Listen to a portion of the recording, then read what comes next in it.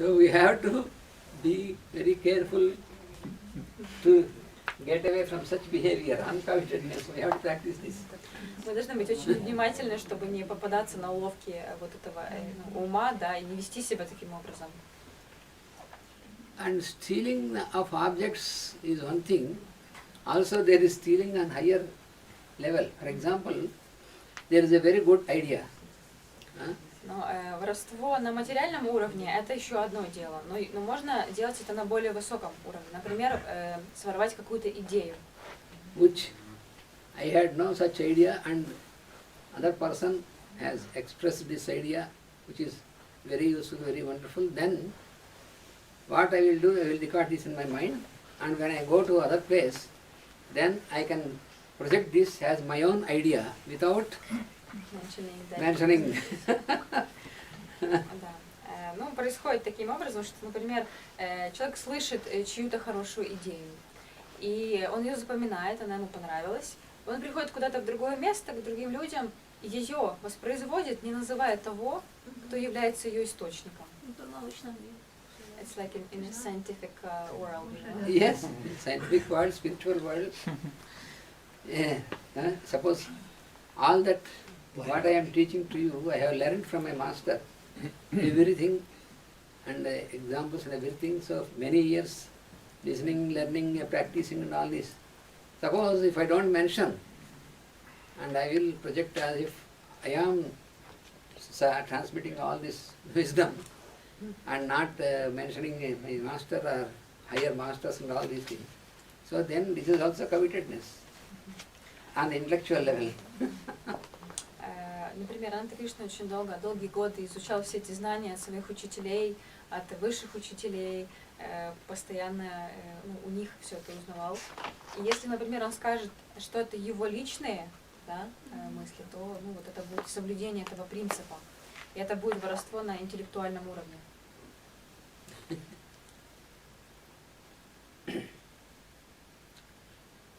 As a doctor also, you see sometimes, Ananta Krishna has given this medicine, it has worked so wonderful, and you will again when we meet, or then you will say that, then I will say yes, but in fact, application of that medicine in such situation I have learned from my teacher, from my master. So, otherwise how can I get it? Mm-hmm. So, if I don't mention this, and if I am not mindful of this, and if I don't mention this, and I make people feel that it is of my own, this is also covetedness. Если, например, Ананта Кришна дает какое-то лекарство, и оно хорошо срабатывает, и человек говорит, вы меня вылечили, спасибо, такой результат, и Ананта Кришна сказала бы, да, конечно, вот, правильно, все правильно, и он бы не упомянул, что он эти знания усвоил от своих учителей, да, то это тоже бы являлось бы нарушением принципа. So therefore, if we are not free from this covetedness, from this type of instinct, it will be an obstacle for us to go further in this path. Ну и подытоживая, если мы не соблюдаем этот принцип, он станет большим препятствием, да, несоблюдение, станет препятствием на пути к дальнейшим пунктам йоги. So this means, this is to get freedom from thieving instinct. That is what asteya. We have to be free. Because our mind, if we have this thieving instinct in the mind, then our mind is conditioned. So that is when our mind is conditioned, then we are in bondage. Этот принцип освобождения от идей, да, и от самого воровства, он, если он есть, он очень сильно обуславливает человека и создает ему определенные рамки, которые его держат. And the fourth procedure is what is called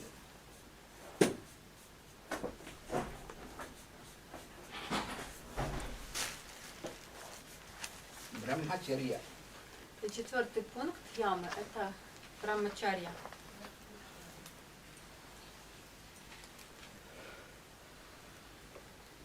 So, this means living in the consciousness of Brahma. Это означает жизнь в сознании Брахмы. So, charya means action. The action in such a way to be in the presence of, in the consciousness of Brahma. Brahma means the creative consciousness, creator consciousness. Брахма означает сознание Творца, а чарья – это поддержание себя в этом состоянии. So Brahma is the name which you find in the scriptures to denote the creator. Если в священных писаниях мы посмотрим, мы найдем имя Брахма как описание, как имя Верховной Личности. So Brahmacharya, so how is it possible that you can live yourself constantly stabilized in the creator consciousness? Как это возможно в жизни, как возможно так жить, чтобы стабильно находиться в сознании Всевышнего? That is by practicing what is called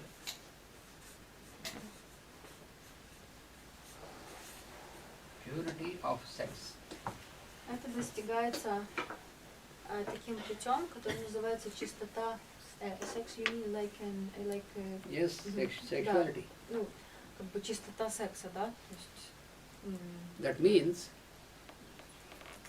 when our mind is free from the instinct of sex, that is possible when we elevate ourselves to be in the creator consciousness, higher consciousness in us, which is there in everybody.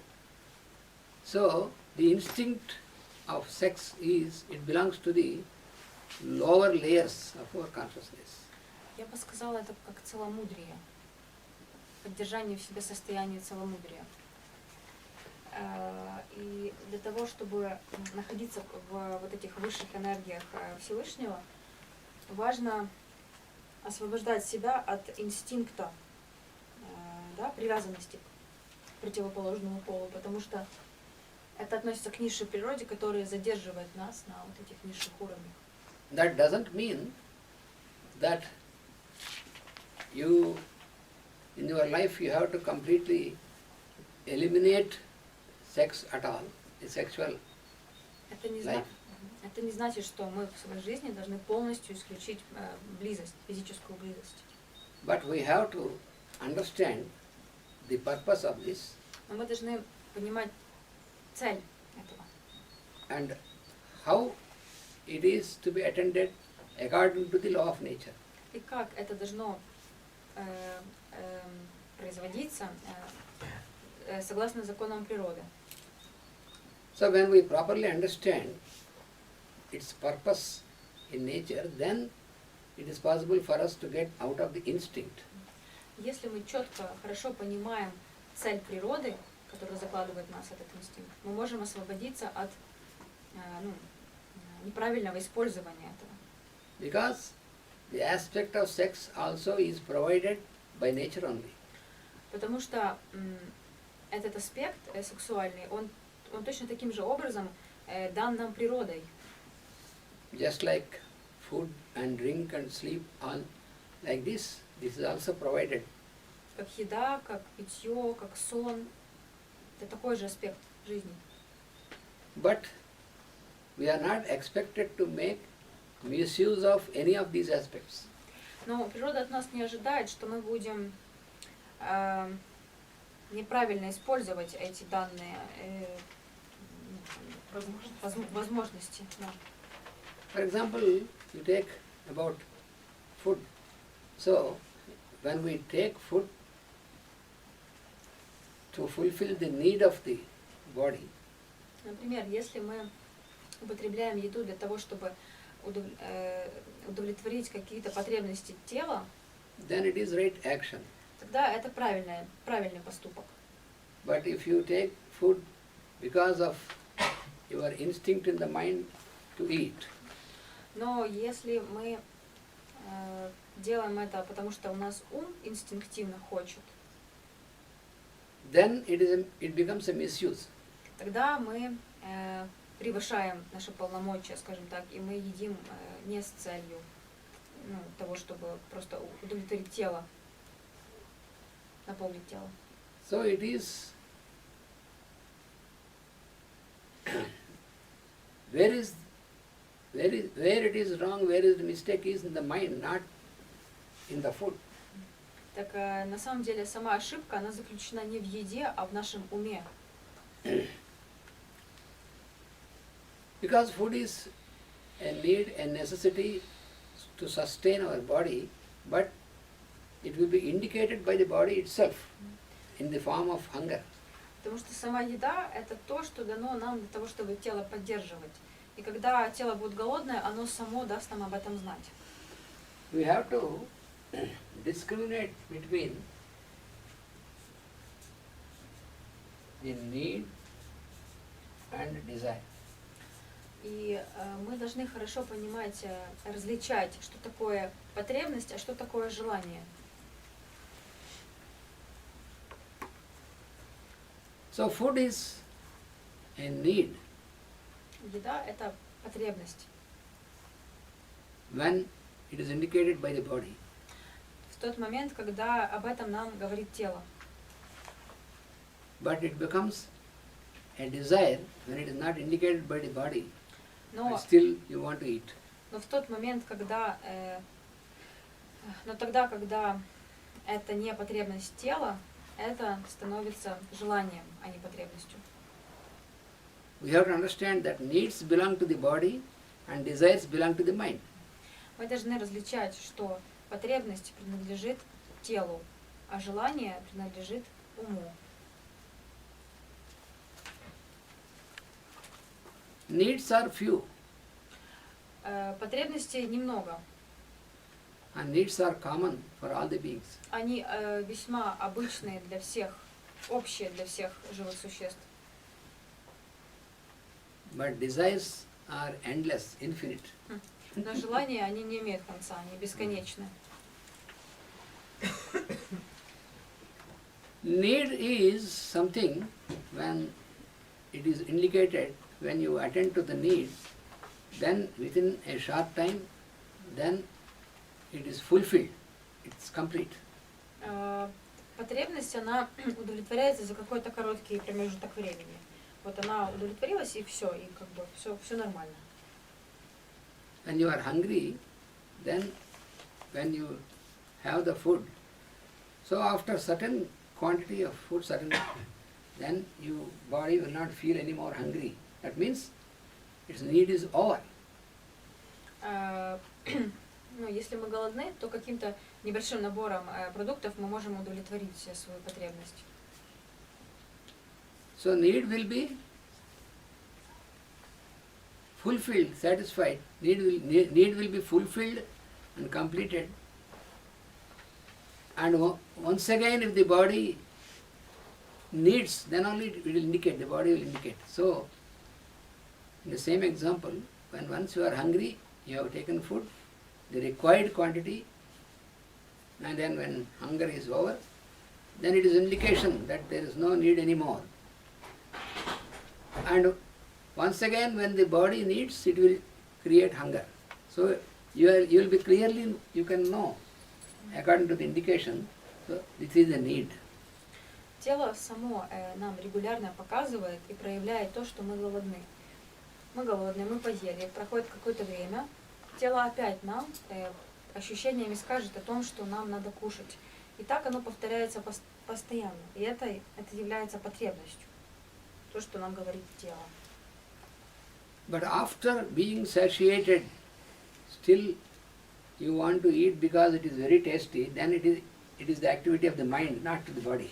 Но с тех пор, как мы начинаем кушать для того, чтобы удовлетворить вкус, и мы знаем, что конкретно какое-то вот и блюдо, оно очень вкусное, это начинает действовать ум.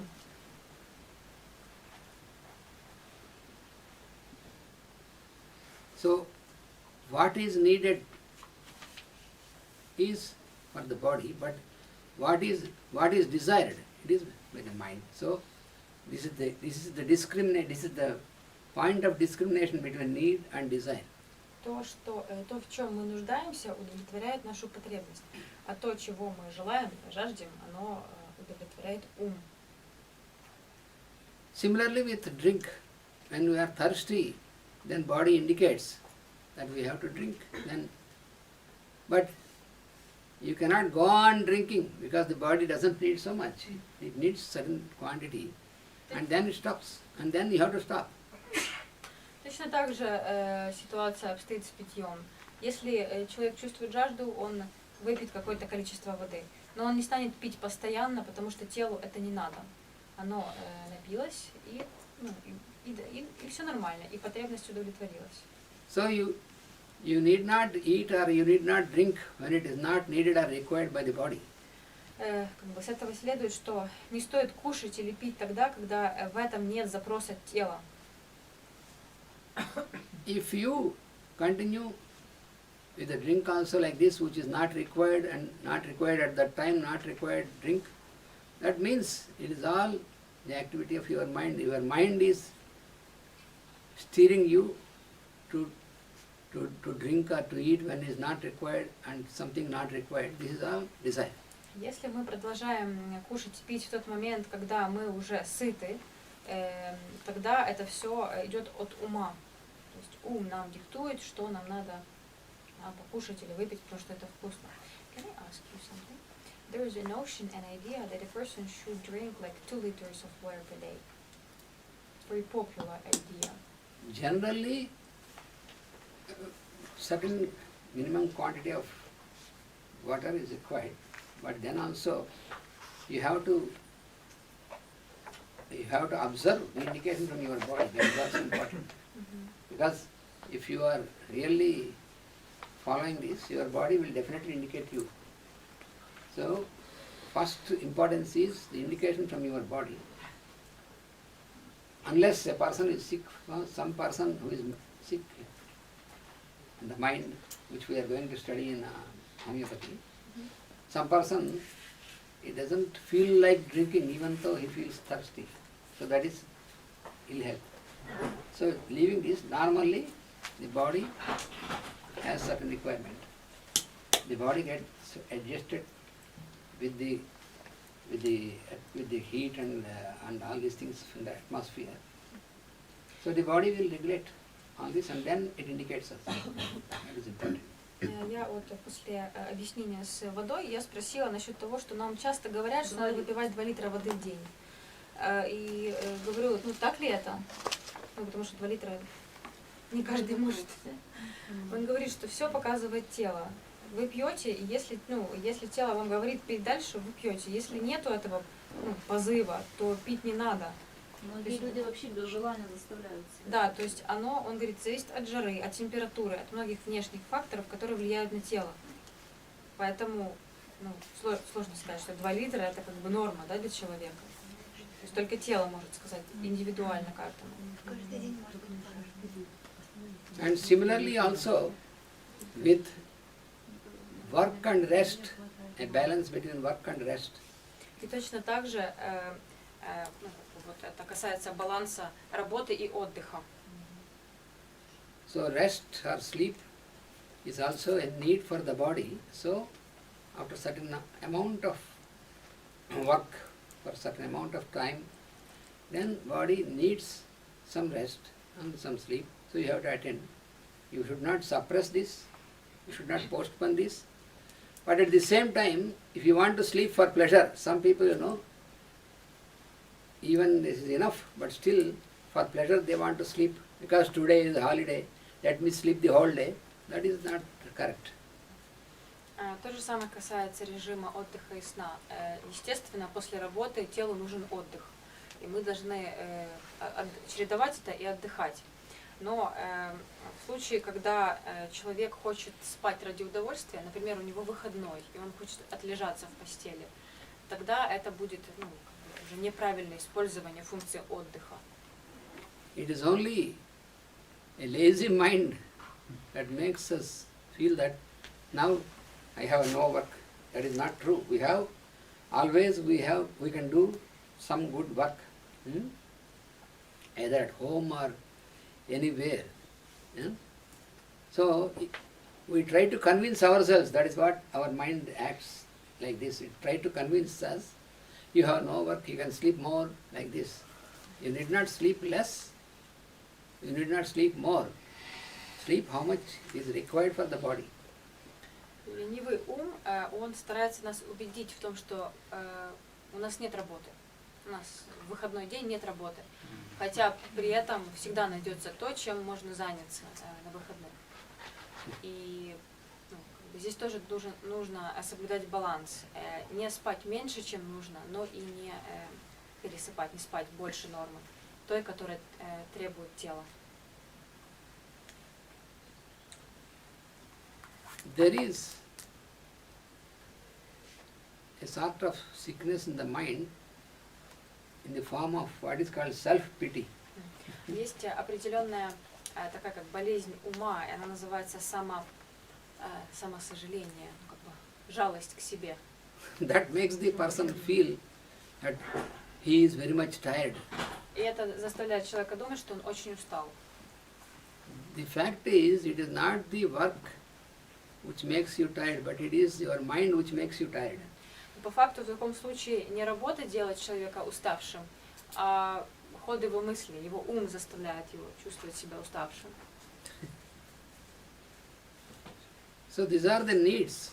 Similarly, about sex also. То есть таковы есть потребности человека. Точно то же самое касается и сексуальной жизни. If your mind is dwelling constantly on the idea of sex, then it is sickness. Если ум человека постоянно сосредоточен на идее о сексе, это тоже болезнь. It becomes a strong obsession of the mind. Obsession. Озабоченность, да? Да, тогда человек становится озабочен этой идеей. So the purpose of sex is a means, an instrument given by nature to get its work done. To what is required for nature is that the beings should continue their progeny. That is what is required by nature. So, for this, nature has provided this instrument of sex. Природа придумала инструмент близости для того, чтобы воспроизводить род.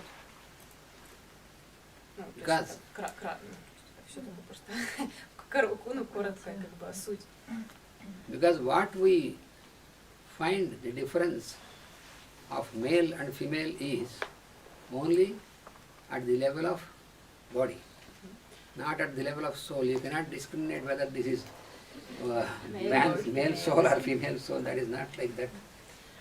Так природа создала, что мы можем найти различия между мужчиной и женщиной только лишь на физическом уровне, потому что душа сама по себе не имеет пола.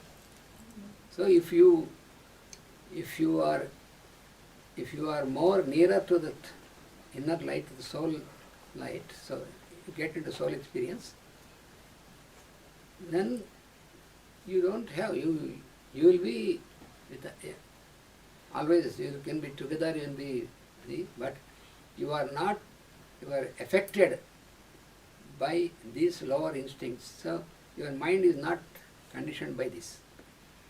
Если человек не является достаточно приближенным к своей высшей природе, то тогда его ум постоянно будет обусловлен вот этим желанием.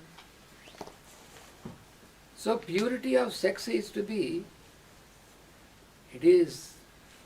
practiced invariably, because otherwise not only a yogic path but also to have a real positive health, this is also important. Применение введения целомудрия в свою жизнь является также частью пути йога, потому что оно также влияет и на качество здоровья человека. This is because when you don't have a proper understanding of the sex, by sex means only we always think of the pleasure of the sexual activity. нужно иметь правильное понимание этого действия, потому что в множестве случаев секс воспринимается просто как средство получения удовольствия. But this feeling of this pleasure is also given by nature for human being as a remuneration for its work. Но вот это удовольствие, которое получается, да, от близости, оно дано нам только для того, чтобы мы как бы не забывали о основной цели физической близости. You know, nature knows, nature is more wiser. Nature knows that the human being always act in terms of remuneration. Remuneration means what I receive as reciprocation. Природа понимает, что человек чаще всего делает то, после чего он что-то получит, да, он получит что-то взамен. И поэтому вот это удовольствие, оно дается для того, чтобы человек был вознагражден за свою работу по продолжению рода. You see, when you observe the animals, they can feel the requirement, they can feel the season when it is required, then only they mate to make progeny. Other times, even though the animals are together, but they don't entertain such ideas like human beings. Мы можем наблюдать, что животные, они чувствуют внутри, когда приходит пора для размножения, но они не будут этого делать в те периоды, когда природа этому не способствует. То есть они будут жить вместе, но они не будут даже иметь об этом. That is why in animals, they don't need and they don't have such methods like contraception and all these things. They don't. Да, поэтому у животных нет таких методов, как контрацепция. That is why in the animals, pregnancy is not experienced as a sickness. Поэтому у животных беременность это не болезнь, это естественное состояние природное. Whereas in human beings, pregnancy is experienced as a sickness, and so much of medication, it is all ridiculous. В отличие от человека, для которого беременность чаще бывает воспринимается, да, внешне как болезнь и назначается очень много разных лекарств, и что является само по себе абсурдным. Pregnancy and childbirth is quite natural phenomenon in animals. It should be also better, still better in human beings, but it is on the opposite, because human beings are obsessed by this aspect, misuse of sex. That is one of the major reasons why human beings are experiencing all sorts of such disturbances like a disease. Так, сейчас. Для животных сексуальная жизнь, она естественна и природна, и поэтому у них не возникает никаких проблем с вынашиванием, с рождением потомства, в то время как человек может испытывать какие-то неприятности.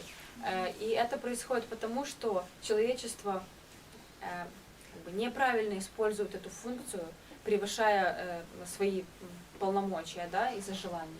И поэтому, So only thing is we have to practice to identify whether it is a need or a desire. So when it is a need, you have to attend, including sex and everything.